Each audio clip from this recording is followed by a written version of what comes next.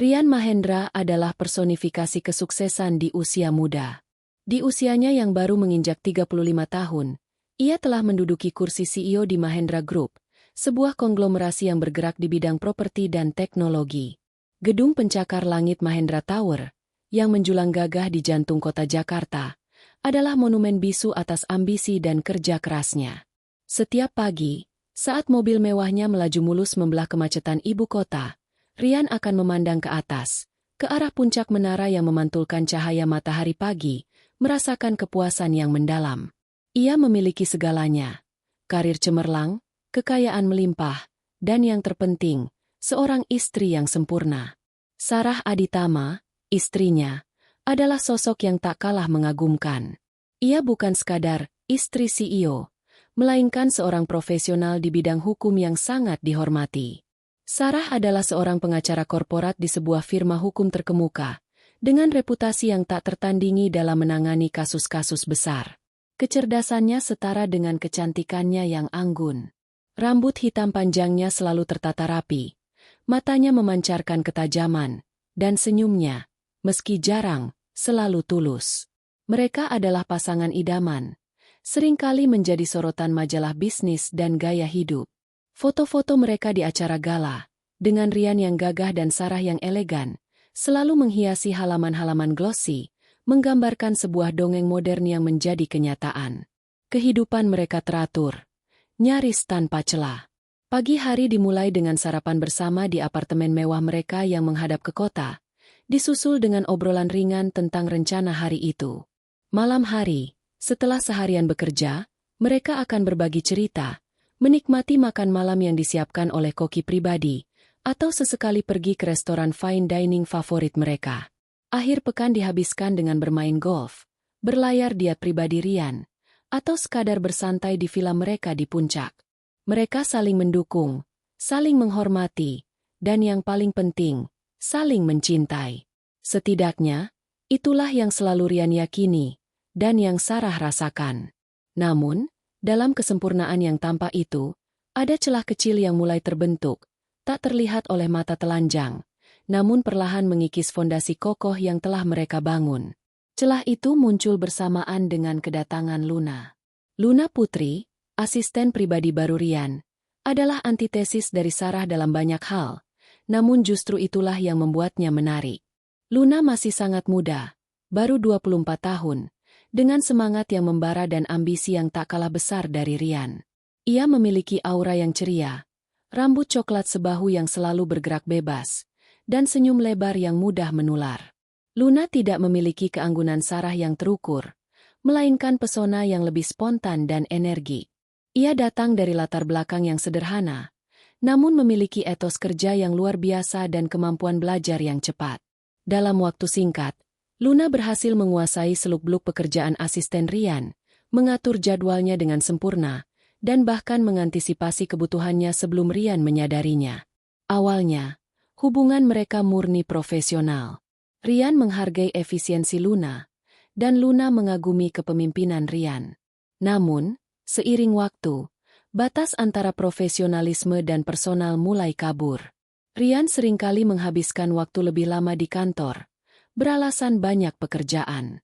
Percakapan mereka tidak lagi hanya seputar agenda rapat atau laporan keuangan, melainkan juga tentang hobi, impian, dan bahkan masalah pribadi. Luna, dengan pendengarannya yang baik dan responsnya yang empati, menjadi tempat Rian mencurahkan segala sesuatu yang tidak bisa ia bagi dengan Sarah, atau mungkin, yang tidak ingin ia bagi. Suatu sore, setelah rapat yang panjang dan menegangkan, Rian dan Luna tinggal berdua di kantor. Suasana di luar jendela sudah gelap. Lampu-lampu kota mulai berkelip. Rian merasa lelah dan stres. Luna menawarkan untuk membuatkan kopi, dan saat ia kembali, ia membawa 2 cangkir kopi hangat dan sepotong kue. Mereka duduk di sofa di sudut ruangan, berbicara tentang proyek yang baru saja selesai. Obrolan mengalir santai, diselingi tawa. Rian merasa nyaman, rileks, sesuatu yang jarang ia rasakan belakangan ini. Saat Luna tertawa, matanya berbinar, dan Rian merasakan sesuatu berdesir dalam dirinya, sesuatu yang asing dan sekaligus memikat. Selingkuh itu dimulai secara perlahan, nyaris tak disadari. Sebuah sentuhan tangan yang tak disengaja saat menyerahkan dokumen, tatapan mata yang terlalu lama, pujian yang terlalu personal. Kemudian, makan malam bisnis yang berubah menjadi makan malam berdua, dengan alasan membahas pekerjaan. Lalu, sentuhan yang lebih berani, ciuman yang dicuri di bawah remangnya lampu kota setelah lembur. Rian tahu ini salah. Ia memiliki Sarah, wanita yang sangat ia cintai, yang telah menemaninya dari nol. Namun, ada sesuatu dalam diri Luna yang memanggil sisi lain dari dirinya. Sisi yang haus akan kegembiraan baru, akan pengakuan yang berbeda. Di rumah, Sarah mulai merasakan perubahan. Rian menjadi lebih pendiam, sering melamun, dan terkadang terlihat gelisah. Ia sering pulang larut malam dengan alasan pekerjaan yang menumpuk. Awalnya, Sarah mencoba memahami. Ia tahu beban Rian sebagai CEO sangat besar. Namun, naluri wanita Sarah mulai berteriak. Ada sesuatu yang tidak beres. Rian tidak lagi sering bercerita tentang harinya. Sentuhan mereka terasa hambar, dan tatapan matanya seringkali kosong saat mereka berbicara. Sarah mencoba mendekat, bertanya apakah ada masalah, namun Rian selalu mengelak, mengatakan ia hanya lelah. Suatu malam, Rian pulang dengan aroma parfum wanita yang samar-samar menempel di bajunya. Sarah menciumnya, dan hatinya mencelos. Ia tidak mengatakan apa-apa. Namun kecurigaan itu kini berubah menjadi benih ketakutan. Rian, di sisi lain, merasa bersalah. Setiap kali ia melihat wajah Sarah yang lelah namun tetap berusaha tersenyum, hatinya teriris. Ia tahu ia sedang menghancurkan sesuatu yang berharga. Namun, setiap kali ia berada di dekat Luna, ia merasa hidup, merasa muda, merasa diinginkan dengan cara yang berbeda. Ia terjebak dalam pusaran gairah dan kebohongan, tidak tahu bagaimana cara menghentikannya, atau bahkan apakah ia benar-benar ingin menghentikannya. Pintu menuju kejatuhannya telah terbuka lebar, dan ia melangkah masuk, tanpa menyadari seberapa dalam jurang yang menunggunya di ujung jalan. Pusaran gairah antara Rian dan Luna semakin dalam, menyeret mereka ke dalam labirin kebohongan yang rumit. Kantor, yang seharusnya menjadi tempat profesionalisme, kini menjadi saksi bisu setiap sentuhan terlarang dan bisikan rahasia. Makan siang bersama di luar kantor menjadi lebih sering, disusul dengan rapat mendadak di hotel-hotel mewah yang jauh dari jangkauan mata publik.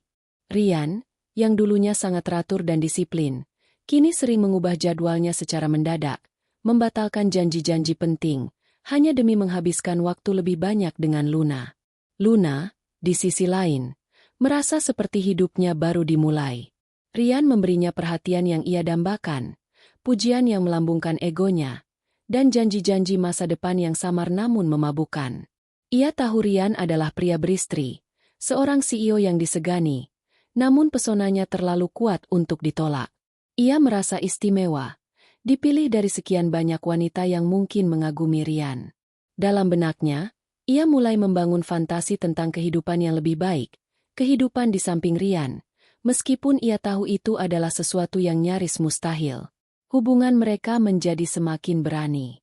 Ciuman di lift yang sepi, sentuhan di bawah meja rapat, dan akhirnya, malam-malam yang dihabiskan bersama di apartemen rahasia yang disewa Rian. Setiap kali mereka bersama, Rian merasa terbebas dari beban dan tekanan hidupnya, seolah Luna adalah pelariannya. Ia melupakan sejenak Sarah, Mahendra Group, dan segala tanggung jawab yang membelenggunya.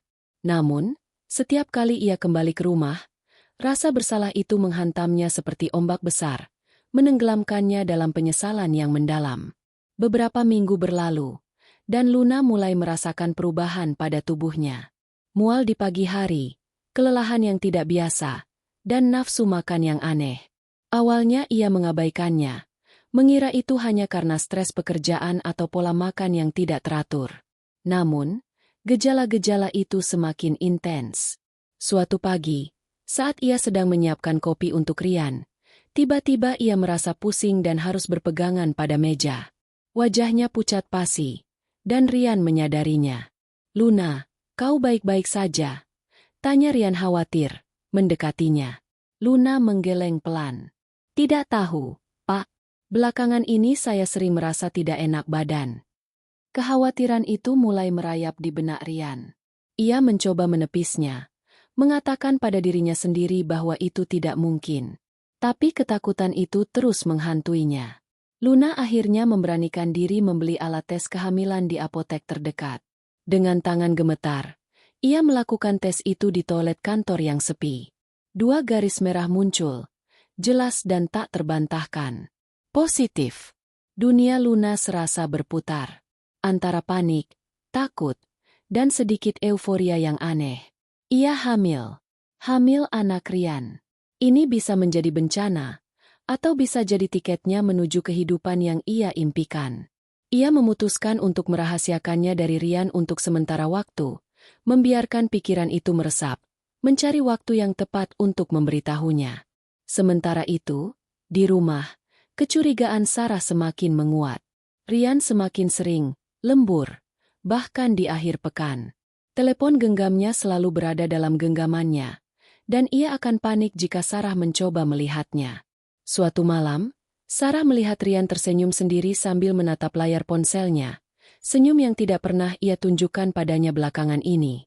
"Ada apa, Mas?" Kelihatannya senang sekali. Sarah mencoba memancing. Rian terkesiap, buru-buru menyembunyikan ponselnya. "Oh, tidak ada apa-apa, sayang. Hanya grup chat kantor." Sarah tidak bodoh. Ia tahu ada yang tidak beres. Ia mulai memperhatikan detail-detail kecil. Aroma parfum yang berbeda di baju Rian, yang kini lebih sering tercium.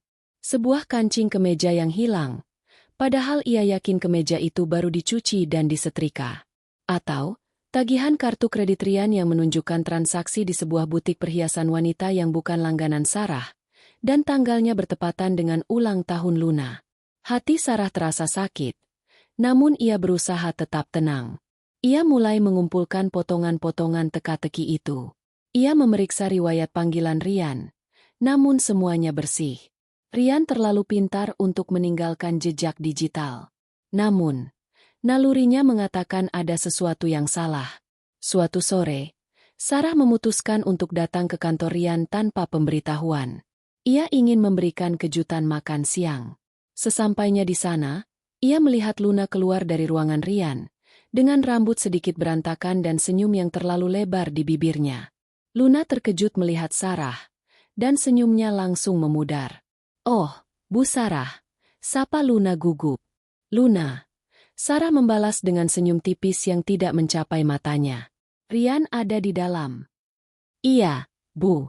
Pak Rian ada di dalam," jawab Luna, mencoba terlihat tenang. Sarah masuk ke ruangan Rian. Rian juga terkejut melihatnya. "Sarah? Ada apa? Kenapa tidak bilang mau datang?" "Aku ingin memberimu kejutan makan siang," jawab Sarah, meletakkan kotak bekal di meja. Ia melirik ke sekeliling ruangan. Ada 2 cangkir kopi di meja, dan sebuah piring kecil dengan remah-remah kue. "Kelihatannya kalian baru saja makan siang." Rian tergagap. "Oh, itu. Tadi Luna membawakan kopi dan kue untukku. Kami sedang membahas proyek baru." Sarah mengangguk pelan. Matanya menatap tajam ke arah Rian. "Begitu. Proyek apa yang sampai harus makan kue bersama di kantor?" Suasana menjadi tegang. Rian merasa tidak nyaman di bawah tatapan mata Sarah. "Hanya proyek yang cukup rumit. Kau tahu, aku butuh asisten yang sigap." "Tentu." Sarah tersenyum dingin. "Aku tahu." Makan siang itu terasa hambar. Sarah terus mengamati Rian, mencari celah dalam kebohongannya. Ia melihat Rian sesekali melirik ke arah pintu, seolah ingin memastikan Luna tidak kembali. Kecurigaan Sarah kini hampir menjadi keyakinan. Malam harinya, di apartemen mereka, Sarah memutuskan untuk mengkonfrontasi Rian. Ia sudah tidak tahan lagi dengan kecurigaan yang menggerogoti hatinya. "Rian, ada yang ingin aku bicarakan," kata Sarah. Suaranya tenang namun tegas. Rian, yang sedang sibuk dengan ponselnya, mengangkat kepala. "Ada apa, sayang?" "Aku tahu ada sesuatu yang tidak beres," lanjut Sarah, menatap lurus ke matanya. "Kau berubah.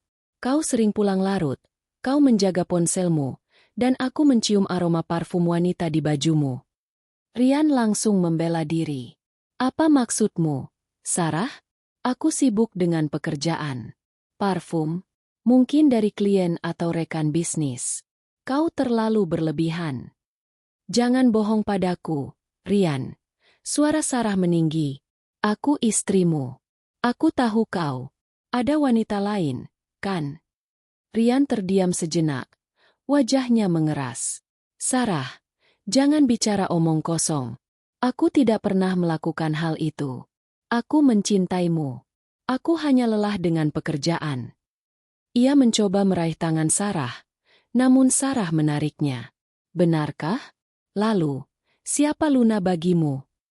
Rian terkesiap. Luna? Dia hanya asistenku. Apa yang kau pikirkan? Aku tidak berpikir. Rian. Aku melihat. Aku merasakan, kata Sarah. Matanya berkaca-kaca. Aku melihat caramu menatapnya tadi siang. Aku melihat bagaimana dia gugup saat melihatku.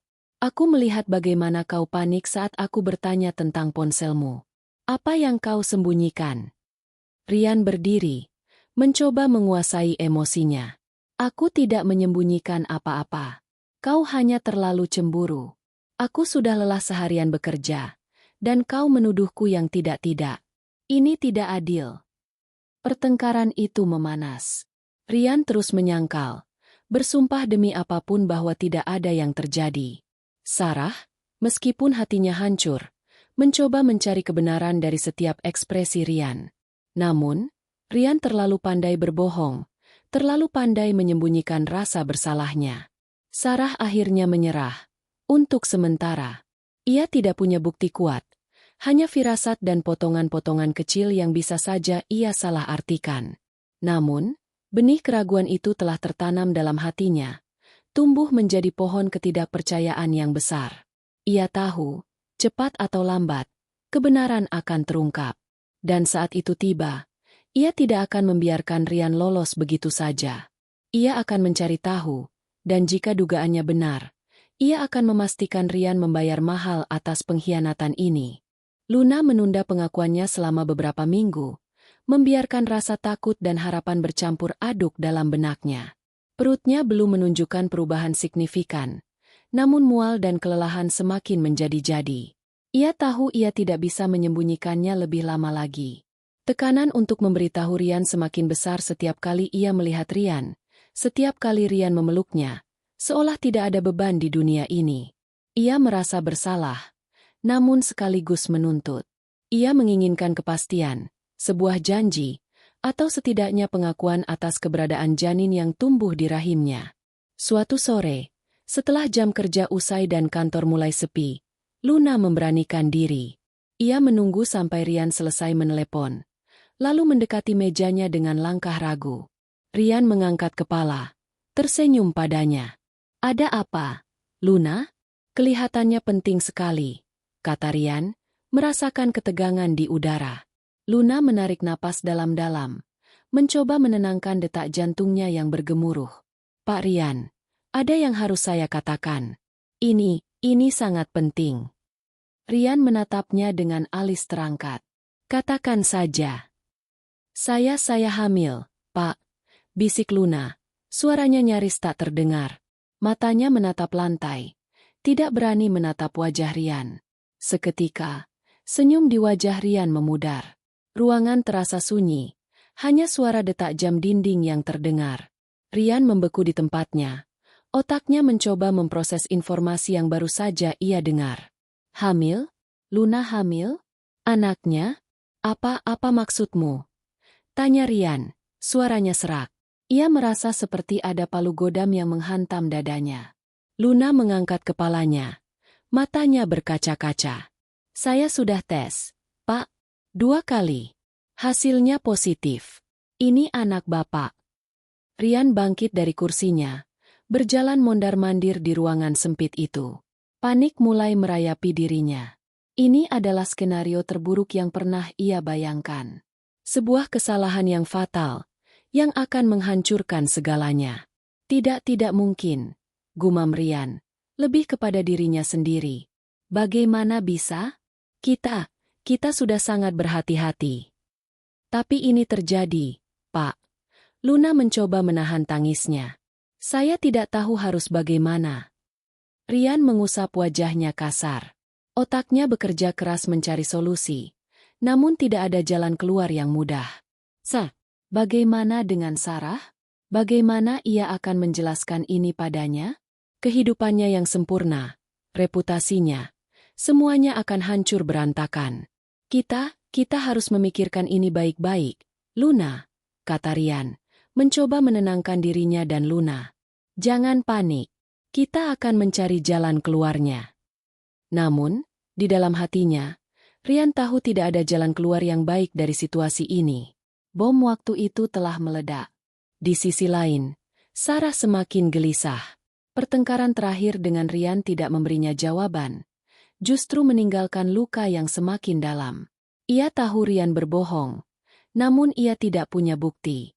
Setiap hari, ia merasa seperti hidup di ambang jurang, menunggu kebenaran yang menyakitkan itu terungkap. Suatu pagi, Sarah memutuskan untuk mengambil cuti dari pekerjaannya. Ia tidak bisa berkonsentrasi. Pikirannya terus-menerus dipenuhi kecurigaan. Ia ingin mencari tahu sendiri.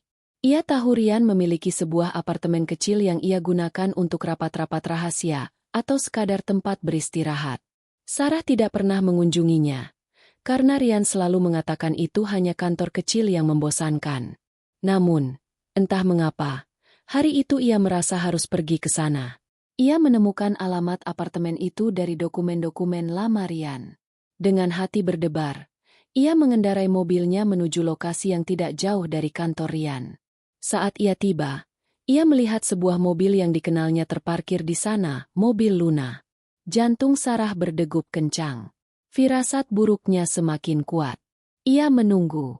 Beberapa menit kemudian, ia melihat Rian dan Luna keluar dari gedung.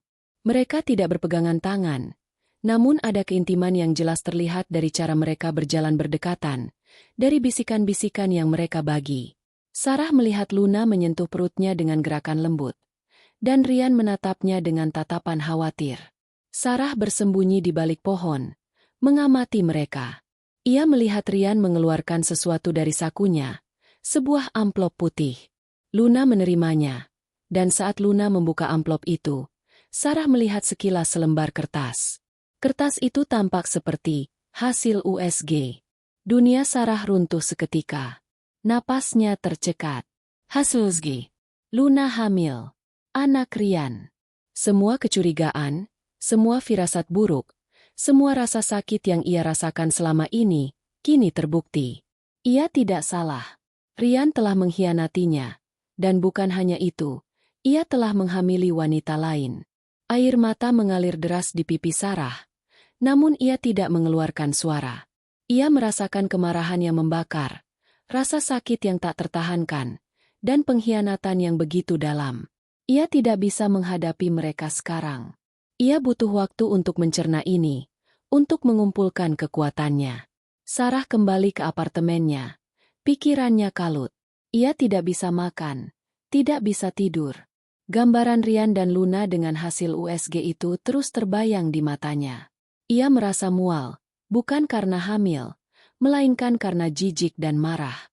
Malam harinya, Rian pulang seperti biasa, mencoba bersikap normal. Ia melihat Sarah duduk di sofa, membelakanginya, menatap kosong keluar jendela. "Sayang, sudah makan?" tanya Rian, mencoba memecah keheningan. Sarah tidak menjawab. Ia perlahan berbalik, matanya merah dan bengkak. Rian terkesiap melihat wajah Sarah. "Sarah, ada apa? Kenapa kau menangis?" tanya Rian, mendekatinya.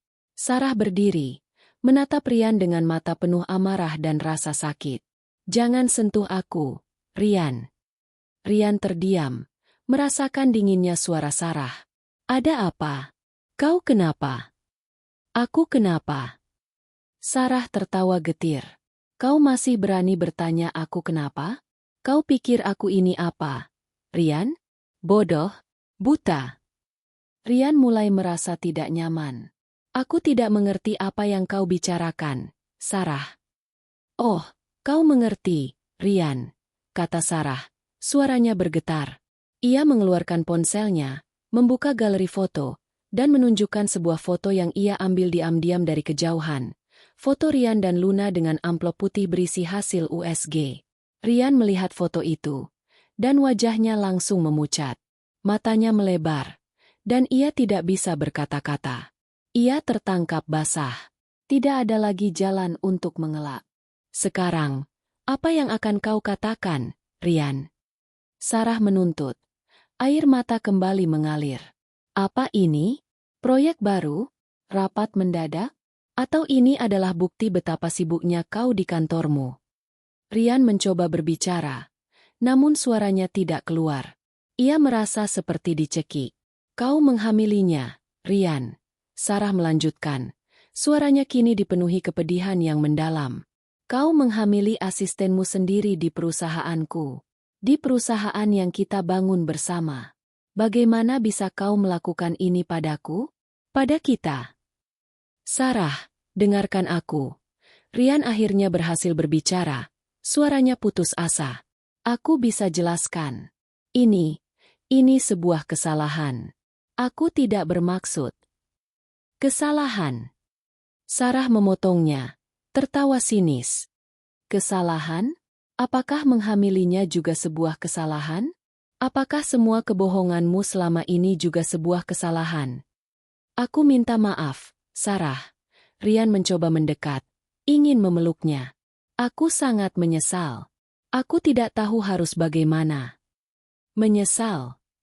Sarah mundur, menatapnya dengan jijik. Penyesalanmu tidak akan mengubah apa-apa. Ryan, kau sudah menghancurkan segalanya. Kau sudah menghancurkan kepercayaanku, menghancurkan pernikahan kita, menghancurkan hidupku. Sarah menunjuk ke arah Ryan dengan jari gemetar. Aku tidak akan membiarkan ini begitu saja, Ryan. Aku tidak akan membiarkanmu lolos. Kau akan membayar mahal untuk ini.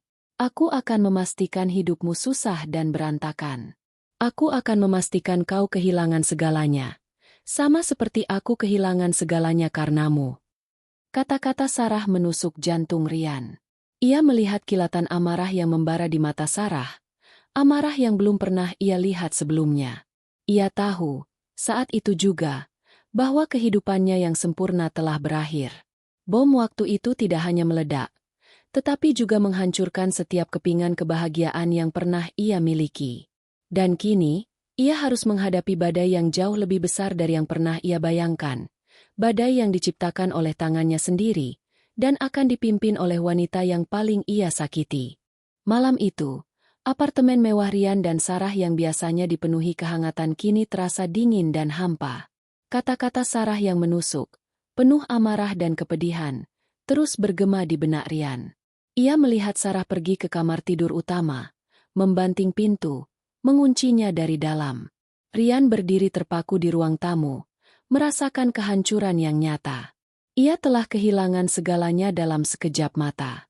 Namun, di balik pintu kamar yang terkunci, Sarah tidak hanya menangis. Air matanya mengering, digantikan oleh bara api kemarahan dan tekad yang membara. Ia duduk di lantai, bersandar pada pintu, membiarkan emosi itu mengalir, namun kemudian mengubahnya menjadi kekuatan. Ryan telah mengkhianatinya dengan cara yang paling keji, tidak hanya merusak pernikahan mereka, tetapi juga mempermalukannya, menghancurkan kepercayaan yang telah ia berikan sepenuhnya. Dan yang lebih menyakitkan, ini terjadi di perusahaan yang ia bantu bangun, di bawah hidungnya sendiri. Sarah adalah seorang pengacara korporat. Otaknya terlatih untuk menganalisis, menyusun strategi, dan mencari kelemahan. Ia tahu bagaimana sistem bekerja, bagaimana hukum dapat dimanipulasi, dan bagaimana reputasi dapat dihancurkan. Rasa sakit itu kini menjadi bahan bakar bagi rencana balas dendam yang dingin dan terencana. Ia tidak akan hanya bercerai. Ia akan memastikan Ryan membayar harga yang jauh lebih mahal daripada sekadar perpisahan. Ia akan menghancurkan Ryan, sepotong demi sepotong, sampai tidak ada yang tersisa. Pagi harinya, Ryan terbangun dengan kepala pusing dan hati yang berat. Ia mencoba mengetuk pintu kamar Sarah, namun tidak ada jawaban. Ia tahu ini tidak akan mudah. Ia harus berbicara dengan Sarah, memohon maaf, mencoba memperbaiki semuanya. Namun, ia tidak tahu bagaimana. Sementara itu, Sarah sudah bangun lebih awal. Ia mandi, berpakaian rapi seperti biasa. Namun ada aura berbeda yang terpancar darinya, aura ketegasan yang menakutkan. Ia tidak sarapan. Ia langsung menuju meja kerjanya di rumah, mengeluarkan laptop dan beberapa berkas penting. Langkah pertama Sarah adalah menghubungi pengacara kepercayaannya, seorang teman lama yang sangat ia percaya, Bapak Yuda. Yuda adalah pengacara perceraian paling terkenal di kota, dengan rekam jejak yang sempurna. Sarah menjelaskan situasinya dengan tenang dan detail, tanpa emosi, seolah sedang membahas kasus korporat yang rumit. Yuda mendengarkan dengan seksama, sesekali mengangguk, dan mencatat. Jadi, kau ingin lebih dari sekadar perceraian, Sarah? Tanya Yuda setelah Sarah selesai berbicara. Aku ingin dia kehilangan segalanya, Yuda. Jawab Sarah, suaranya datar. Reputasinya, jabatannya, kekayaannya. Aku ingin dia merasakan apa yang aku rasakan. Yuda menatap Sarah dengan tatapan serius. Ini akan menjadi pertempuran yang panjang dan kotor. Sarah, kau harus siap. Aku siap, jawab Sarah tanpa ragu. Aku akan memastikan dia tidak bisa berdiri lagi. Yuda mengangguk. Baik. Langkah pertama, kita akan mengajukan gugatan cerai dengan tuduhan perselingkuhan dan penelantaran. Ini akan menjadi dasar yang kuat untuk menuntut ganti rugi yang besar. Kedua, kita akan mulai mengumpulkan bukti-bukti kelemahan Rian di perusahaan. Sarah tersenyum tipis. Aku sudah memulainya. Aku tahu banyak hal tentang Mahendra Group, Yuda. Lebih dari yang dia kira. Sebagai istri seorang CEO dan seorang pengacara korporat yang cerdas, Sarah memiliki akses ke banyak informasi. Ia tahu tentang proyek-proyek yang bermasalah, investasi yang berisiko, dan bahkan beberapa transaksi yang mungkin berada di area abu-abu hukum. Ia mulai menyusun daftar, mengingat setiap detail yang pernah ia dengar dari Rian atau dari obrolan di kalangan petinggi perusahaan. Target pertama Sarah adalah reputasi Rian di mata dewan direksi dan investor. Ia tahu bahwa Mahendra Group adalah perusahaan publik, dan skandal pribadi seorang CEO dapat berdampak besar pada harga saham dan kepercayaan pasar. Ia mulai menghubungi beberapa kenalan lama di dewan direksi, orang-orang yang ia kenal baik dan yang tidak terlalu menyukai Rian secara pribadi. Ia tidak langsung membocorkan semuanya, hanya menaburkan benih keraguan, memberikan informasi samar yang akan membuat mereka mulai curiga dan menyelidiki sendiri. Kudengar ada beberapa masalah di proyek X, ya? Sarah akan bertanya dengan santai pada salah satu anggota dewan direksi saat mereka bertemu di acara sosial. Rian kelihatannya sangat stres belakangan ini. Kuharap tidak ada yang serius. Kata-kata itu, yang diucapkan dengan nada khawatir seorang istri, justru menjadi racun yang perlahan menyebar. Para anggota dewan direksi yang sudah memiliki keraguan tentang kepemimpinan Rian, kini memiliki alasan untuk lebih waspada. Selain itu, Sarah juga mulai mencari sekutu di dalam perusahaan. Ia tahu ada beberapa karyawan senior yang tidak puas dengan gaya kepemimpinan Rian yang terkadang otoriter. Salah satunya adalah Budi, kepala Departemen Keuangan, yang pernah berselisih paham dengan Rian mengenai alokasi anggaran. Sarah menghubungi Budi, mengajaknya bertemu secara pribadi. Budi, aku tahu kau tidak terlalu nyaman dengan beberapa keputusan Rian belakangan ini, kata Sarah, langsung pada intinya. Aku juga merasakan hal yang sama. Aku punya beberapa informasi yang mungkin menarik bagimu, terkait dengan stabilitas keuangan perusahaan. Sarah tidak meminta Budi untuk mengkhianati Rian secara langsung. Ia hanya memberikan informasi yang relevan, yang akan menguntungkan Budi jika ia bertindak. Misalnya, ia membocorkan informasi tentang investasi berisiko tinggi yang dilakukan Rian tanpa persetujuan penuh dewan direksi, yang dapat membahayakan posisi Budi sebagai kepala keuangan jika terjadi kerugian. Budi, yang khawatir akan reputasinya sendiri, mulai diam-diam mengumpulkan data dan bukti-bukti yang menguatkan informasi Sarah. Di sisi lain, Rian mulai merasakan tekanan. Sarah tidak lagi berbicara dengannya, bahkan tidak menatapnya. Ia pindah ke kamar tamu, dan suasana di apartemen terasa seperti neraka. Rian mencoba menghubungi Luna, namun Luna juga menghindarinya. Ia tahu Luna takut, dan ia tidak bisa menyalahkannya. Telepon dari Dewan Direksi mulai berdatangan. Mereka menanyakan tentang rumor-rumor aneh yang beredar, tentang proyek-proyek yang bermasalah, dan tentang perubahan drastis dalam perilaku Rian. Rian mencoba menepisnya, mengatakan itu hanya gosip. Namun, ia tahu itu bukan gosip. Itu adalah Sarah. Suatu pagi, Rian menerima surat resmi dari pengadilan.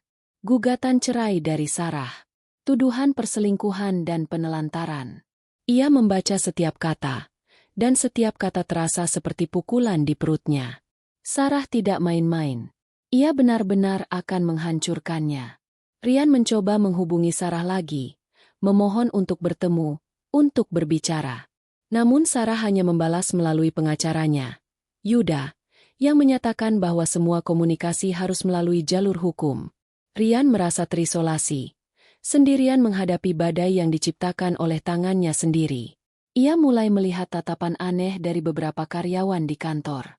Bisikan-bisikan samar terdengar saat ia berjalan di koridor.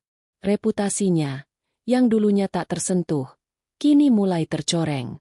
Ia tahu ini baru permulaan. Sarah tidak akan berhenti sampai ia mendapatkan apa yang ia inginkan. Dan Rian, yang dulunya begitu berkuasa, kini merasa seperti bidak catur yang sedang dimainkan dalam permainan yang ia tidak mengerti aturannya. Dan ia tahu, lawannya adalah pemain yang jauh lebih cerdas dan kejam dari yang pernah ia bayangkan. Balas dendam Sarah telah dimulai. Dingin, terencana, dan mematikan.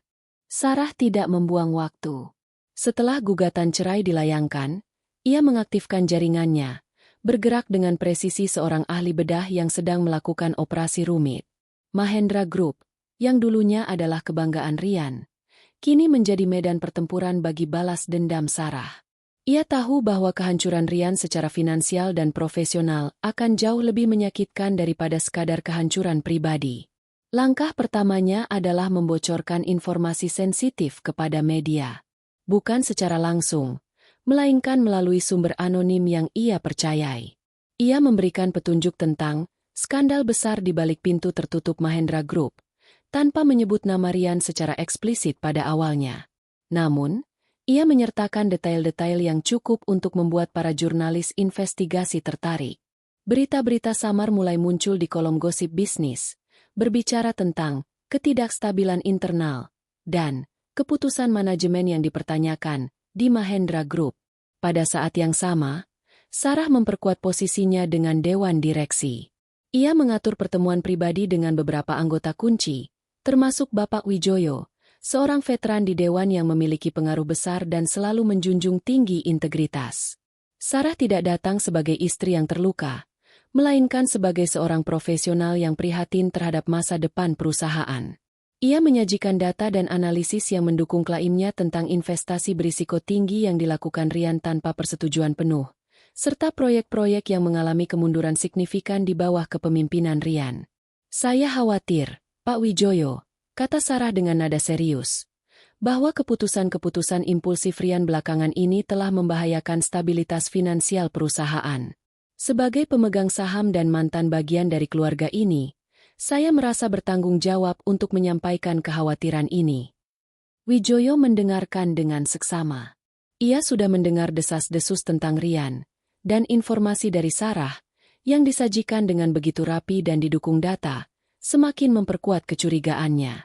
Sarah juga menyinggung tentang masalah pribadi Rian yang mulai memengaruhi kinerjanya, tanpa memberikan detail eksplisit, namun cukup untuk membuat Wijoyo mengerti arah pembicaraan. Tekanan mulai terasa di Mahendra Group. Harga saham mulai bergejolak, investor mulai mengajukan pertanyaan, dan Dewan Direksi meminta laporan keuangan yang lebih transparan. Rian, yang biasanya tenang dan percaya diri, kini terlihat gelisah. Ia menghabiskan sebagian besar waktunya untuk memadamkan api, menjawab pertanyaan-pertanyaan sulit dari dewan dan investor, serta mencoba menenangkan karyawan yang mulai resah. Ini semua hanya rumor tak berdasar. Rian berteriak di depan dewan direksi, mencoba mempertahankan posisinya. Ada pihak yang ingin menjatuhkan saya. Namun, kata-kata Rian terdengar hampa. Bukti-bukti yang disajikan Sarah, meskipun tidak langsung menunjuk padanya, cukup untuk menciptakan keraguan yang besar. Budi, kepala Departemen Keuangan yang telah dihubungi Sarah, kini menjadi sekutu tak terlihat. Ia menemukan beberapa ketidakberesan dalam laporan keuangan yang disiapkan Rian, memberikan amunisi tambahan kepada Dewan Direksi untuk menekan Rian. Di tengah badai korporat ini, skandal pribadi Rian akhirnya meledak di media. Sebuah tabloid gosip bisnis, yang dikenal karena sumber-sumber anonimnya yang akurat, merilis berita utama yang menggemparkan. CEO Mahendra Group terlibat skandal perselingkuhan dan kehamilan asisten pribadi. Meskipun nama Rian dan Luna tidak disebutkan secara eksplisit pada awalnya, detail tentang CEO muda yang ambisius dan asistennya yang baru cukup untuk membuat semua orang tahu siapa yang dimaksud. Foto-foto paparazzi yang diambil secara diam-diam menunjukkan Rian dan Luna keluar dari apartemen rahasia, mulai beredar luas di media sosial. Reaksi publik sangat brutal. Komentar-komentar di media sosial membanjiri, mengecam Rian atas perbuatannya. Investor panik, dan harga saham Mahendra Group anjlok drastis. Para pemegang saham menuntut penjelasan. Rian dipanggil untuk rapat darurat dengan Dewan Direksi. Rapat itu adalah neraka bagi Rian. Ia duduk di hadapan wajah-wajah marah dan kecewa. Wijoyo, dengan tatapan tajamnya, memimpin interogasi.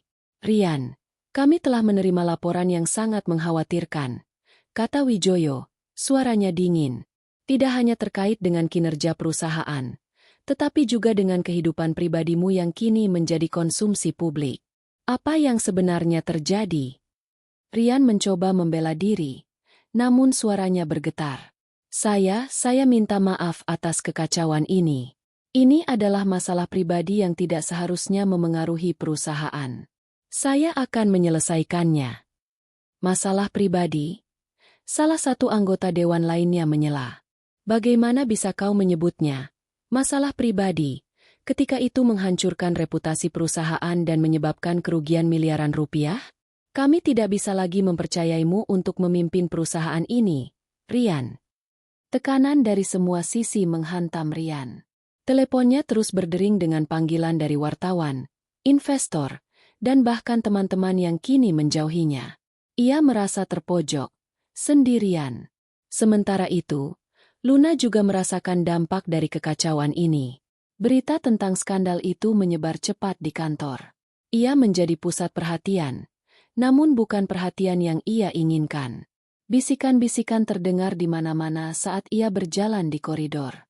Tatapan mata yang menghakimi, senyum sinis, dan bahkan cemoohan samar-samar.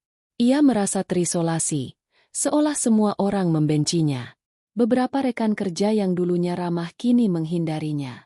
Ia sering menemukan dirinya makan siang sendirian di kantin, atau menghabiskan waktu di mejanya, mencoba mengabaikan tatapan mata yang menusuk. Tekanan emosional dan fisik semakin memburuk. Mualnya semakin parah, dan ia sering merasa pusing.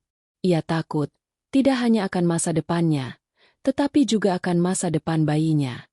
Luna mencoba menghubungi Rian, berharap Rian akan melindunginya, akan memberikan kepastian. Namun, Rian terlalu sibuk dengan masalahnya sendiri. Panggilan Luna sering tidak dijawab, atau hanya dibalas dengan pesan singkat yang dingin. Aku sedang sibuk. Jangan ganggu. Begitu kira-kira balasan Rian. Luna merasa ditinggalkan. Ia telah mempertaruhkan segalanya untuk Rian, dan kini ia merasa seperti sampah yang dibuang. Ia menyadari bahwa Rian tidak akan pernah bisa menjadi pahlawan yang ia impikan. Ia hanyalah seorang pria pengecut yang terjebak dalam jaring kebohongannya sendiri. Di sisi lain, Sarah mengamati kehancuran Rian dari kejauhan, dengan kepuasan yang dingin. Ia melihat bagaimana Rian semakin terpojok, bagaimana reputasinya hancur, dan bagaimana perusahaannya bergejolak. Ini baru permulaan. Ia tahu bahwa Rian akan segera kehilangan segalanya. Dan ia akan memastikan hal itu terjadi. Badai di perusahaan telah dimulai, dan Ryan berada di tengah-tengahnya, sendirian dan tak berdaya. Skandal itu menyebar seperti api liar, membakar habis reputasi Ryan yang selama ini tak tersentuh. Media, yang awalnya hanya mengutip sumber anonim, kini secara terang-terangan menyebut nama Ryan Mahendra dan Mahendra Group. Setiap hari, berita utama di surat kabar, portal berita daring, dan acara televisi dipenuhi dengan detail-detail memalukan tentang perselingkuhannya dengan Luna dan kehamilan asistennya. Foto-foto Ryan yang diambil secara diam-diam, Luna yang tampak pucat, dan bahkan foto lama Sarah dan Ryan yang tersenyum bahagia, kini disandingkan dengan judul-judul sensasional yang menghakimi. Ryan merasa seperti sedang hidup di neraka. Setiap ia membuka ponsel, notifikasi berita muncul. Setiap ia menyalakan televisi, wajahnya terpampang dengan narasi yang menghancurkan. Komentar-komentar di media sosial sangat brutal. Ia disebut penipu, pengkhianat, pria bejat, dan berbagai julukan lain yang menusuk hati. Orang-orang yang dulunya mengaguminya kini mencibir, menatapnya dengan jijik. Ia mencoba mengabaikannya, namun tidak bisa. Setiap tatapan, setiap bisikan, setiap artikel, adalah pukulan telak bagi egonya yang rapuh. Dampak terbesar datang dari dunia bisnis. Investor, yang panik melihat harga saham Mahendra Group terus merosot tajam, mulai menarik investasi mereka. Bank-bank yang sebelumnya dengan mudah memberikan pinjaman kini menunda atau bahkan membatalkan fasilitas kredit. Proyek-proyek besar yang sedang berjalan terhenti, karena mitra bisnis menarik diri, tidak ingin terlibat dengan perusahaan yang sedang dilanda skandal. Mahendra Group, yang dulunya adalah raksasa, kini terhuyung-huyung di ambang kehancuran. Puncaknya terjadi pada rapat dewan direksi yang menentukan. Ryan duduk di kursi kepala meja, namun kini ia merasa seperti terdakwa di hadapan juri. Wajah-wajah para anggota dewan, yang dulunya menghormatinya, kini menunjukkan kekecewaan, kemarahan, dan bahkan rasa jijik. Bapak Wijoyo, yang ia anggap sebagai mentor, menatapnya dengan tatapan yang paling menyakitkan. Ryan, kata Wijoyo, suaranya berat. Kami telah melakukan evaluasi menyeluruh. Kerugian finansial yang disebabkan oleh skandal ini sangat besar. Reputasi perusahaan telah hancur. Kepercayaan pasar hilang. Kami tidak punya pilihan lain. Ryan tahu apa yang akan terjadi. Jantungnya berdebar kencang. Namun ia mencoba mempertahankan ketenangannya. Dengan berat hati, lanjut Wijoyo, Dewan Direksi telah memutuskan untuk memberhentikanmu dari jabatan CEO Mahendra Group, efektif hari ini. Kata-kata itu menghantam Ryan seperti palu godam. Ia dipecat. Jabatan yang ia perjuangkan seumur hidupnya, yang ia bangun dengan keringat dan darah, kini direnggut darinya. Ia merasa kosong, hampa. Kami juga akan melakukan audit menyeluruh terhadap semua keputusan finansialmu selama menjabat, tambah Wijoyo, terutama terkait dengan investasi-investasi berisiko yang telah menyebabkan kerugian besar. Ryan hanya bisa mengangguk. Ia tidak punya kekuatan untuk membantah. Ia tahu ini adalah ulah Sarah. Ia telah melihat bagaimana Sarah bergerak, bagaimana ia menghancurkannya sepotong demi sepotong. Setelah rapat, Ryan kembali ke kantornya, mengemasi barang-barangnya dengan tangan gemetar. Setiap benda yang ia sentuh terasa hampa, tidak lagi memiliki makna. Foto-foto penghargaan, plakat-plakat pengakuan, semuanya kini terasa seperti ejekan. Ia bukan lagi CEO yang sukses, melainkan seorang pria yang hancur, kehilangan segalanya. Di luar kantor, ia menghadapi kerumunan wartawan yang haus berita. Lampu kilat kamera menyilaukan matanya, dan pertanyaan-pertanyaan berdesing di telinganya. Bagaimana perasaan Anda setelah dipecat, Pak Ryan? Apakah Anda akan bertanggung jawab atas kehamilan asisten Anda? Bagaimana dengan gugatan cerai dari istri Anda? Ryan tidak menjawab. Ia hanya berjalan lurus, menundukkan kepala, mencoba menghindari tatapan mata yang menghakimi. Kehilangan pekerjaan hanyalah awal dari kehancuran pribadinya. Teman-teman yang dulunya selalu ada di sekelilingnya, yang menikmati kekayaan dan statusnya, kini menghilang satu persatu. Panggilan telepon tidak lagi dijawab. Undangan ke acara-acara sosial tidak lagi datang. Ia menjadi paria, orang buangan yang harus dihindari. Bahkan keluarganya sendiri, yang dulunya sangat bangga padanya, kini menjaga jarak. Ayahnya, seorang pengusaha konservatif yang sangat menjunjung tinggi nama baik keluarga, meneleponnya dengan suara penuh kekecewaan. "Rian, apa yang sudah kau lakukan?" kata ayahnya. "Kau telah mencoreng nama baik keluarga kita. Ini adalah aib yang tidak bisa dimaafkan." Ibunya, yang selalu menjadi pendukung terbesarnya, hanya bisa menangis di telepon, tidak sanggup mengucapkan sepatah kata pun. Rian merasa sendirian, terisolasi dari dunia yang dulunya ia kuasai. Di apartemen, suasana semakin mencekam. Sarah masih mengunci diri di kamar, menolak berbicara dengannya. Rian mencoba memohon, mengetuk pintu, mengirim pesan, namun tidak ada respons. Ia tahu Sarah tidak akan pernah memaafkannya. Luna, yang juga menghadapi tekanan besar di kantor, kini menjadi satu-satunya orang yang tersisa dalam hidup Rian. Namun, hubungan mereka juga memburuk drastis. Luna merasa Rian tidak melindunginya, tidak memberinya kepastian. Ia merasa digunakan dan ditinggalkan. "Kau bilang akan menjagaku." Luna berteriak padanya suatu malam, setelah Rian pulang dari rapat dewan direksi yang menghancurkan. "Kau bilang akan bertanggung jawab. Sekarang kau kehilangan pekerjaan. Dan kita akan bagaimana? Bagaimana dengan anak ini?" Rian, yang juga sedang dalam tekanan, membalas dengan amarah. "Ini semua salahmu. Kalau saja kau tidak hamil, semua ini tidak akan terjadi." Luna terkesiap. Matanya memerah. "Salahku? Kau yang memulai semua ini. Rian, kau yang merayuku. Kau yang berjanji. Dan sekarang kau menyalahkanku." Pertengkaran itu menjadi semakin sering. Mereka saling menyalahkan, saling melukai dengan kata-kata tajam. Cinta yang dulu mereka rasakan kini berubah menjadi kebencian dan penyesalan. Rian menyadari bahwa Luna bukanlah pelariannya, melainkan bagian dari masalah yang menghancurkan hidupnya. Ia melihat ke cermin, melihat pantulan dirinya yang tampak asing. Mata yang cekung, wajah yang lelah, dan aura kekalahan yang jelas terpancar. Ia telah kehilangan segalanya. Karir, kekayaan, reputasi, keluarga, teman, dan bahkan cinta. Kehidupan yang dulunya sempurna kini hancur berkeping-keping. Dan ia tahu, ini semua adalah hasil dari satu kesalahan fatal yang ia perbuat. Sarah telah memenuhi janjinya. Hidup Rian kini benar-benar susah dan berantakan. Kehidupan Rian setelah dipecat dari Mahendra Group berubah drastis. Dari puncak kesuksesan menjadi jurang kehancuran. Apartemen mewah yang dulunya menjadi saksi bisu kebahagiaannya bersama Sarah kini terasa seperti penjara.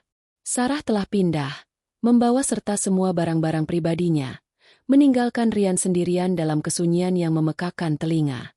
Gugatan cerai terus berjalan, dan pengacara Sarah, Yuda, bergerak cepat, memastikan Rian tidak bisa melarikan diri dari tanggung jawab finansialnya. Rian, yang terbiasa dengan gaya hidup mewah, kini menghadapi kenyataan pahit. Rekening banknya terkuras dengan cepat untuk membayar biaya pengacara, tunjangan sementara untuk Sarah, dan cicilan apartemen yang sangat besar. Ia mencoba mencari pekerjaan, namun reputasinya telah hancur. Setiap perusahaan yang ia lamar menolaknya, bahkan untuk posisi yang jauh di bawah kemampuannya. Nama, Rian Mahendra, kini identik dengan skandal, pengkhianatan, dan kegagalan. Ia terpaksa menjual mobil mewahnya, jam tangan mahalnya, dan bahkan beberapa koleksi seni pribadinya untuk bertahan hidup. Ia pindah dari apartemen mewahnya ke sebuah apartemen sewaan yang jauh lebih kecil dan sederhana di pinggiran kota. Dulu, ia selalu makan di restoran-restoran mahal atau menikmati hidangan koki pribadi. Kini, ia harus memasak sendiri atau makan di warung-warung sederhana. Setiap gigitan terasa hambar. Setiap hari terasa seperti siksaan. Ia merindukan kehidupan lamanya, kemewahan yang ia anggap remeh, dan kenyamanan yang dulu selalu ia nikmati. Hubungannya dengan Luna, yang seharusnya menjadi satu-satunya sandaran Rian, justru semakin memburuk. Luna juga telah dipecat dari Mahendra Group tak lama setelah skandal itu meledak. Ia menjadi pengangguran, dan kehamilannya semakin membesar, membuat ia sulit mencari pekerjaan lain. Beban finansial dan emosional menumpuk di pundak mereka berdua. Kita harus bagaimana, Rian? Luna sering bertanya. Suaranya penuh keputusasaan. Aku tidak punya pekerjaan, dan sebentar lagi bayi ini akan lahir. Kau juga tidak punya apa-apa lagi. Rian, yang juga sedang dalam tekanan, seringkali membalas dengan amarah. Aku sudah bilang, ini semua salahmu. Kalau saja kau tidak hamil, kita tidak akan seperti ini. Salahku. Luna akan berteriak balik. Air mata mengalir di pipinya. Kau yang merayuku. Kau yang berjanji. Kau yang menghamiliku. Dan sekarang kau menyalahkanku. Pertengkaran itu menjadi rutinitas harian mereka. Mereka saling menyalahkan, saling melukai dengan kata-kata tajam, dan saling membenci atas situasi yang mereka hadapi. Cinta yang dulu mereka klaim kini telah menguap, digantikan oleh rasa frustrasi dan penyesalan. Rian menyadari bahwa Luna bukanlah pelarian atau solusi, melainkan beban tambahan yang semakin menenggelamkannya. Di tengah semua kekacauan itu, Luna merasakan kontraksi pertamanya. Malam itu, Rian membawanya ke rumah sakit dengan panik. Setelah berjam-jam menunggu yang menegangkan, tangisan bayi memecah keheningan. Seorang bayi laki-laki lahir, mungil dan tak berdosa. Rian menatap putranya, merasakan campuran emosi yang aneh, sedikit kebahagiaan, namun lebih banyak lagi ketakutan dan penyesalan. Kelahiran bayi itu seharusnya membawa kebahagiaan, namun bagi Rian dan Luna, itu justru menambah beban. Mereka tidak memiliki cukup uang untuk membeli perlengkapan bayi yang layak. Rian harus menjual sisa-sisa barang berharganya untuk membeli popok dan susu formula. Luna, yang baru saja melahirkan, harus menghadapi kenyataan pahit menjadi ibu tunggal dalam kondisi finansial yang sangat sulit, dengan seorang pria yang tidak bisa diandalkan di sampingnya. Rian mencoba menjadi ayah yang baik, namun ia tidak tahu bagaimana caranya. Ia tidak terbiasa dengan tangisan bayi di tengah malam, dengan popok kotor, atau dengan kebutuhan seorang bayi yang tak ada habisnya. Ia sering merasa frustrasi, dan pertengkaran dengan Luna semakin sering terjadi, bahkan di depan bayi mereka. Kau tidak pernah membantuku. Luna akan mengeluh. Kelelahan terpancar dari wajahnya. Kau hanya duduk dan mengeluh. Aku juga lelah. Rian akan membalas. Aku sedang mencoba mencari jalan keluar dari semua ini. Namun, jalan keluar itu tidak pernah datang. Rian mencoba beberapa pekerjaan serabutan, namun ia tidak terbiasa dengan pekerjaan kasar atau gaji yang kecil. Ia merasa harga dirinya hancur. Mantan CEO Mahendra Group kini bekerja sebagai pengemudi taksi online atau pelayan di kafe. Setiap kali ia melihat mantan rekan bisnisnya di jalan, ia akan menundukkan kepala, mencoba menyembunyikan wajahnya. Luna, di sisi lain, mulai mencari dukungan dari keluarganya. Orang tuanya, yang awalnya sangat marah dan kecewa dengan pilihan Luna, kini terpaksa menerima cucu mereka. Mereka membantu Luna sebisanya, namun mereka juga tidak bisa menopang Luna dan Rian sepenuhnya. Rian seringkali merasa putus asa. Ia merindukan Sarah, merindukan kehidupannya yang dulu. Ia sering membayangkan bagaimana hidupnya jika ia tidak pernah mengkhianati Sarah, jika ia tidak pernah tergoda oleh Luna. Namun, penyesalan itu datang terlambat. Ia telah membuat pilihan, dan kini ia harus hidup dengan konsekuensinya. Malam-malam Rian dihabiskan dengan menatap langit-langit apartemen sewaannya yang sempit, memikirkan bagaimana ia bisa sampai pada titik ini. Ia telah kehilangan segalanya. Karir yang cemerlang, kekayaan yang melimpah, reputasi yang tak ternoda, dan yang terpenting, wanita yang mencintainya dengan tulus. Hidupnya benar-benar berantakan, dan ia tidak tahu bagaimana cara memperbaikinya. Ia terjebak dalam lingkaran setan penyesalan, frustrasi, dan keputusasaan, dengan suara tangisan bayi yang mengingatkannya setiap saat akan kesalahannya yang fatal. Bulan-bulan berlalu, namun hidup Rian tidak menunjukkan tanda-tanda perbaikan. Ia terperosok semakin dalam ke dalam lubang keputusasaan. Pekerjaan serabutan yang ia dapatkan tidak cukup untuk menutupi kebutuhan hidupnya dan Luna, apalagi kebutuhan bayi mereka. Apartemen sewaannya yang sempit terasa semakin sesak, dipenuhi tangisan bayi yang tak henti dan pertengkaran sengit dengan Luna. Setiap hari adalah perjuangan, dan setiap malam adalah siksaan. Suatu sore, setelah seharian bekerja sebagai pengemudi taksi online, Rian pulang dengan tubuh lelah dan pikiran kosong. Ia melihat Luna sedang mencoba menenangkan bayi mereka yang terus menangis.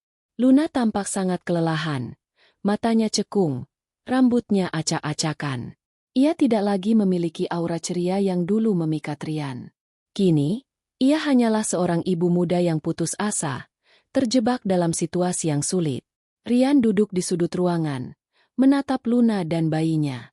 Tiba-tiba, ia merasakan gelombang penyesalan yang luar biasa menghantamnya. Bukan hanya penyesalan atas kehilangan kekayaan dan statusnya, melainkan penyesalan yang lebih dalam, yang menusuk jiwanya. Ia menyadari betapa bodohnya ia telah mengorbankan segalanya demi kesenangan sesaat. Ia telah menghancurkan hidup Sarah, hidup Luna, dan kini, hidupnya sendiri. Ia teringat kembali pada Sarah. Senyumnya yang anggun, kecerdasannya, kesetiaannya. Sarah adalah wanita yang sempurna, yang selalu ada di sampingnya, mendukungnya dalam setiap langkah. Ia telah mengkhianati kepercayaan Sarah, merusak hati wanita yang paling mencintainya. Ia merindukan percakapan mereka di pagi hari, makan malam yang tenang, dan sentuhan lembut Sarah yang selalu menenangkannya. Semua itu kini hanyalah kenangan pahit yang menghantuinya. Rian mencoba menghubungi Sarah lagi, meskipun ia tahu itu sia-sia. Ia mengirim pesan singkat yang panjang, berisi permohonan maaf, penyesalan yang tulus, dan keinginan untuk memperbaiki semuanya. Namun, pesan itu tidak pernah dibalas. Nomor telepon Sarah telah diblokir, dan semua akun media sosialnya tidak bisa diakses oleh Rian. Sarah telah menutup semua pintu, membangun tembok tinggi yang tak bisa ia tembus. Ia juga mencoba memperbaiki hubungannya dengan Luna.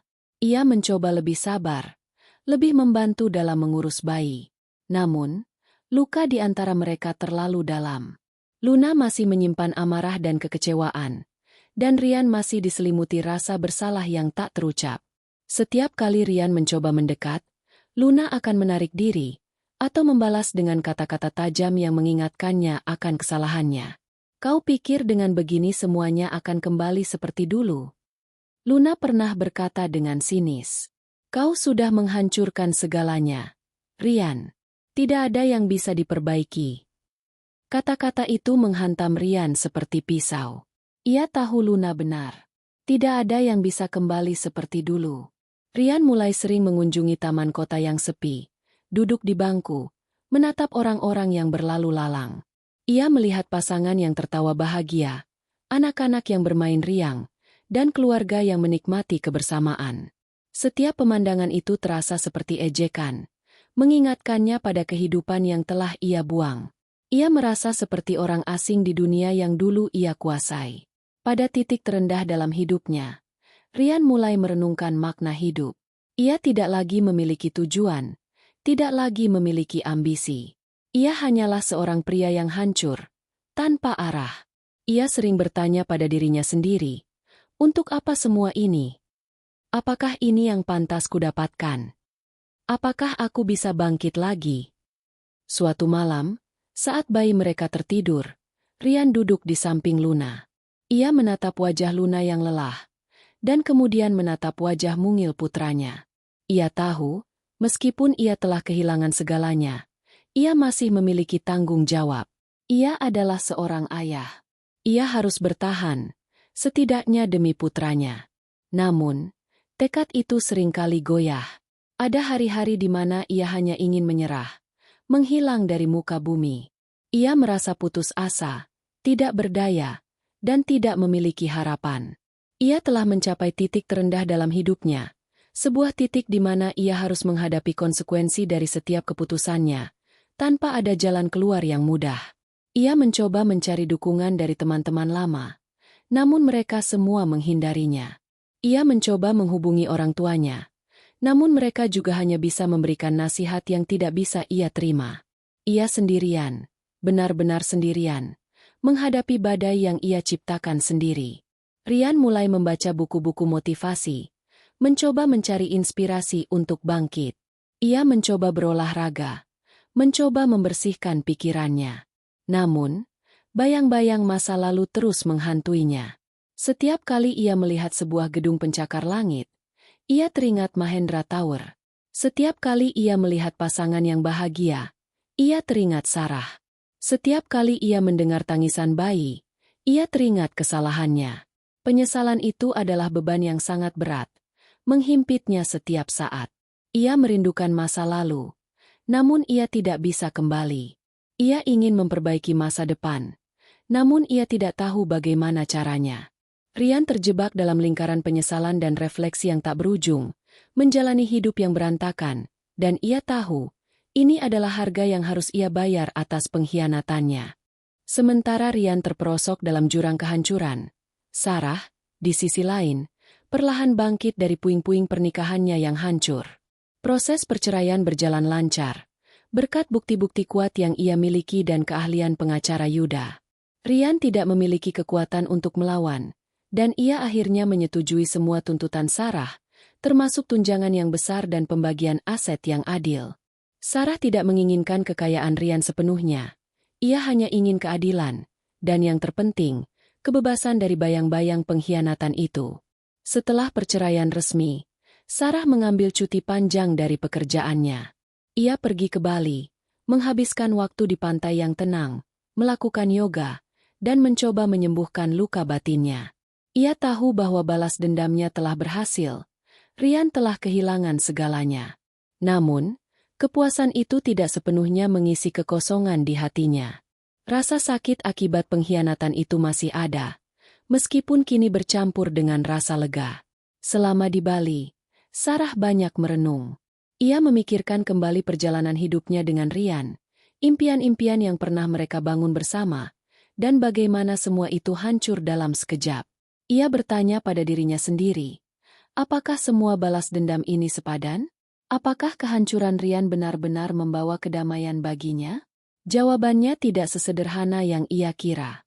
Ada kepuasan, ya, namun juga ada kesedihan mendalam atas kehilangan yang tak terhindarkan. Namun, Sarah adalah seorang pejuang. Ia tidak akan membiarkan dirinya tenggelam dalam kesedihan. Ia memutuskan untuk mengubah rasa sakit itu menjadi kekuatan. Ia mulai fokus pada dirinya sendiri, pada karirnya, dan pada kebahagiaannya. Ia kembali ke Jakarta dengan semangat baru, siap untuk memulai babak baru dalam hidupnya. Di kantor, Sarah disambut dengan hormat. Rekan-rekan kerjanya tahu tentang skandal Rian, dan mereka mengagumi ketabahan Sarah dalam menghadapinya. Ia kembali bekerja dengan dedikasi penuh, menangani kasus-kasus besar dengan kecerdasan dan ketajaman yang selalu ia miliki. Karirnya semakin menanjak, dan ia mendapatkan promosi menjadi partner senior di firmanya. Sarah juga mulai membuka diri untuk kehidupan sosial. Ia bergabung dengan klub buku, mengikuti kelas memasak, dan menghabiskan waktu lebih banyak dengan teman-teman dekatnya. Ia tidak mencari hubungan baru secara terburu-buru, namun ia tidak menutup diri. Ia belajar untuk menikmati kesendiriannya, menemukan kebahagiaan dalam hal-hal kecil, dan membangun kembali kepercayaan dirinya. Suatu hari, saat ia sedang menghadiri konferensi hukum, ia bertemu dengan seorang pria bernama Daniel. Daniel adalah seorang arsitek yang sukses, dengan kepribadian yang ramah dan humoris. Mereka terlibat dalam percakapan yang menarik, dan Sarah merasa nyaman di dekatnya. Daniel tidak tahu tentang masa lalu Sarah yang kelam, dan Sarah merasa lega karena ia bisa menjadi dirinya sendiri tanpa bayang-bayang Rian. Mereka mulai sering bertemu, awalnya sebagai teman, lalu perlahan berkembang menjadi sesuatu yang lebih. Daniel adalah kebalikan dari Rian dalam banyak hal. Ia tidak ambisius secara berlebihan, namun ia memiliki integritas yang kuat dan hati yang tulus. Ia menghargai Sarah sebagai individu, bukan hanya sebagai mantan istri CEO. Sarah menemukan kebahagiaan baru yang tidak pernah ia duga. Ia belajar untuk mencintai lagi, namun kali ini dengan lebih bijaksana, dengan lebih banyak kehati-hatian. Ia tidak lagi mencari kesempurnaan, melainkan koneksi yang tulus dan saling menghargai. Hubungannya dengan Daniel tumbuh secara organik, dibangun di atas fondasi kepercayaan dan pengertian. Meskipun Sarah telah melanjutkan hidupnya, ia tidak sepenuhnya melupakan apa yang terjadi. Sesekali, ia akan mendengar kabar tentang Ryan dari teman-teman yang masih memiliki kontak dengannya. Kabar itu selalu sama. Ryan masih berjuang, hidupnya berantakan, dan ia menyesali perbuatannya. Sarah tidak lagi merasakan amarah yang membakar.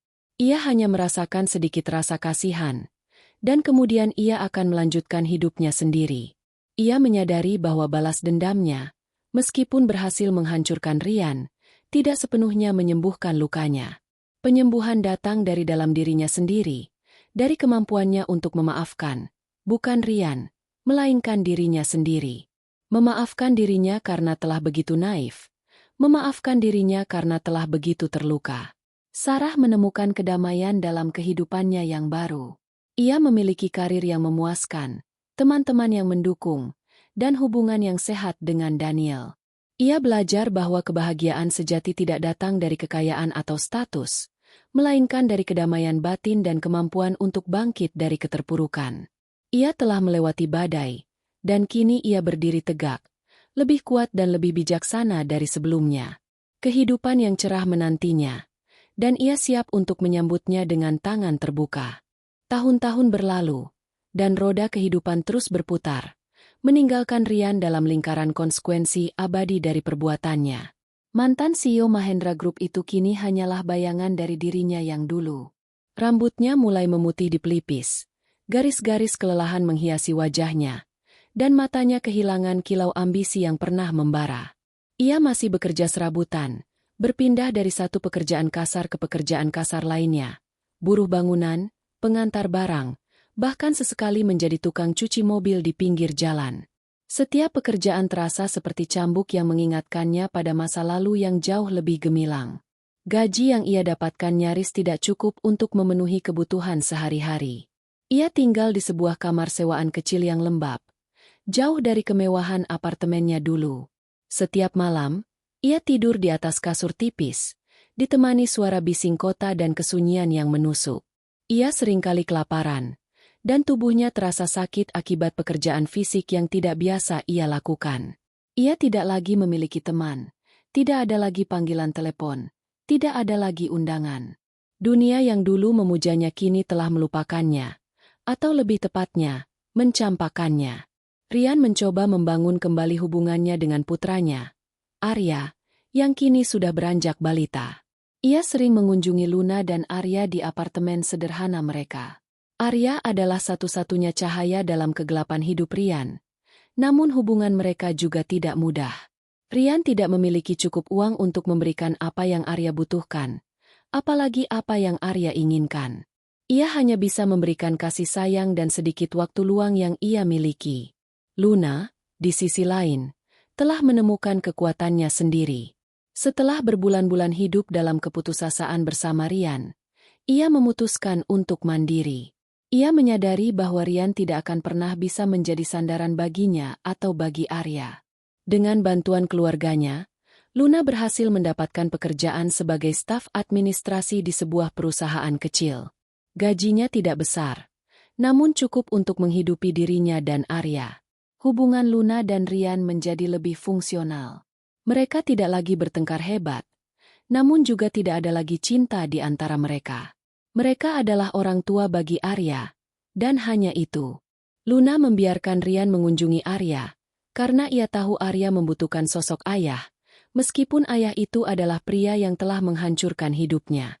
Luna telah memaafkan Ryan, bukan karena ia melupakan rasa sakitnya, melainkan karena ia memilih untuk tidak membiarkan amarah itu menguasai hidupnya lagi. Ia fokus pada Arya, pada masa depan mereka berdua. Arya tumbuh menjadi anak yang cerdas dan ceria, meskipun ia tidak pernah mengenal kemewahan yang dulu dinikmati ayahnya. Ia melihat ayahnya yang datang sesekali, dengan pakaian lusuh dan wajah lelah. Arya tidak tahu tentang masa lalu ayahnya yang kelam. Ia hanya tahu bahwa ayahnya adalah seorang pria yang mencintainya, meskipun tidak bisa memberikan banyak hal. Rian seringkali merasa malu di hadapan Arya. Ia ingin memberikan yang terbaik untuk putranya, namun ia tidak mampu. Ia melihat anak-anak lain yang memiliki segalanya, dan ia merasa gagal sebagai seorang ayah. Penyesalan itu terus menghantuinya, mengingatkannya pada setiap kesalahan yang telah ia perbuat. Di sisi lain kota, Sarah menjalani kehidupan yang sangat berbeda. Ia telah menikah dengan Daniel, arsitek yang ia temui di konferensi. Mereka memiliki sebuah rumah yang indah, dan Sarah melanjutkan karirnya yang cemerlang. Ia bahagia, lebih bahagia dari yang pernah ia bayangkan. Ia telah menemukan kedamaian batin, dan ia tidak lagi terbebani oleh bayang-bayang masa lalu. Sesekali, Sarah akan mendengar kabar tentang Rian dari teman-teman lama. Kabar itu selalu sama. Rian masih berjuang, hidupnya berantakan. Sarah tidak lagi merasakan amarah, hanya rasa kasihan yang samar. Ia tahu bahwa Rian telah membayar mahal atas perbuatannya, dan itu sudah cukup baginya. Ia tidak lagi ingin melihat Rian menderita. Ia hanya ingin melanjutkan hidupnya sendiri. Suatu hari, Sarah melihat Rian di sebuah pusat perbelanjaan. Rian sedang mendorong troli belanja. Pakaiannya lusuh, dan wajahnya tampak lelah. Ia tidak lagi memiliki aura CEO yang berkuasa. Sarah melihatnya dari jauh, dan Rian tidak menyadarinya. Sarah merasakan sedikit rasa perih di hatinya, namun ia segera menepisnya. Ia telah memilih jalannya sendiri, dan ia tidak akan melihat ke belakang. Kisah Rian adalah pengingat yang pahit tentang konsekuensi dari perbuatan. Sebuah pengkhianatan, sebuah keputusan impulsif yang didorong oleh nafsu sesaat, dapat menghancurkan segalanya. Kekayaan, status, reputasi, cinta, semuanya dapat hilang dalam sekejap mata. Rian harus hidup dengan konsekuensi abadi dari keputusannya, menjalani sisa hidupnya dalam penyesalan dan keterbatasan. Namun, kisah ini juga tentang kekuatan untuk bangkit dari keterpurukan. Sarah, meskipun terluka parah, berhasil menemukan kekuatan untuk memaafkan, untuk melanjutkan hidup, dan untuk menemukan kebahagiaan baru. Luna, meskipun menghadapi tantangan besar sebagai ibu tunggal, juga berhasil mandiri dan membangun masa depan yang lebih baik untuk dirinya dan putranya. Pada akhirnya, cerita ini meninggalkan pesan moral yang kuat. Setiap tindakan memiliki dampak, dan pilihan yang kita buat hari ini akan menentukan masa depan kita. Rian, yang dulunya memiliki segalanya, kini harus hidup dengan kehampaan yang ia ciptakan sendiri. Sementara Sarah, yang dulunya hancur, kini menemukan kebebasan dan kedamaian. Konsekuensi itu abadi, dan pelajaran itu tak ternilai.